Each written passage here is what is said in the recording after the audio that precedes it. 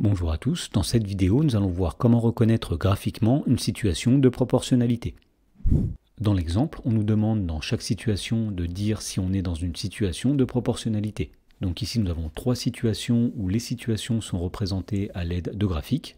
Et donc pour savoir s'il s'agit de situations de proportionnalité, nous allons commencer par faire un rappel. Alors dans un graphique, si les points sont alignés avec l'origine du repère, il s'agit d'une situation de proportionnalité. Et si ce n'est pas le cas, c'est-à-dire si les points ne sont pas alignés ou bien qu'ils sont alignés mais pas avec l'origine du repère, il ne s'agit pas d'une situation de proportionnalité. Alors voyons comment utiliser ceci pour savoir si la situation de la première question est une situation de proportionnalité. Donc on nous dit qu'on a relevé ci-dessous le chiffre d'affaires d'une entreprise à différentes années après sa création. Donc en abscisse, on a les différentes années et en ordonnée, nous avons le chiffre d'affaires en milliers d'euros. Donc par exemple, au bout d'un an, on voit que le chiffre d'affaires était d'environ 8 000 euros. Au bout de 3 ans, il était environ de 21 ou 22 000 euros, etc.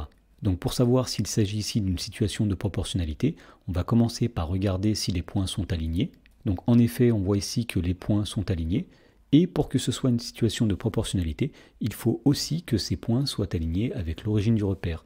Alors l'origine du repère est ici, et donc on voit que les points sont bien alignés avec l'origine du repère. Donc puisque les points sont alignés avec l'origine du repère, on peut affirmer ici qu'il s'agit bien d'une situation de proportionnalité. Dans la question numéro 2, on nous dit qu'on a mesuré ci-dessous la distance nécessaire à une voiture pour s'arrêter complètement en fonction de la vitesse à laquelle elle circule. Donc dans le graphique, nous avons en abscisse la vitesse en km par heure et en ordonnée, nous avons la distance d'arrêt en mètres. Donc par exemple, pour une vitesse de 50 km/h, il faut à cette voiture une distance d'environ 25 mètres pour s'arrêter. Alors sur ce graphique, on constate que les points ne sont pas du tout alignés. Donc on peut affirmer ici que cette situation n'est pas une situation de proportionnalité.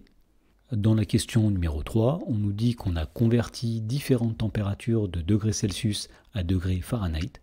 Donc pour savoir si ici il s'agit d'une situation de proportionnalité, on va commencer par regarder si les points sont alignés. Donc effectivement, on voit que les points sont alignés, mais il faut aussi que ces points soient alignés avec l'origine du repère. Et donc on voit ici que ce n'est pas le cas, puisque l'origine du repère est située ici, et donc on voit que les points ne sont pas alignés avec l'origine du repère. Et donc finalement, puisque les points ne sont pas alignés avec l'origine du repère, on peut affirmer que ce n'est pas une situation de proportionnalité.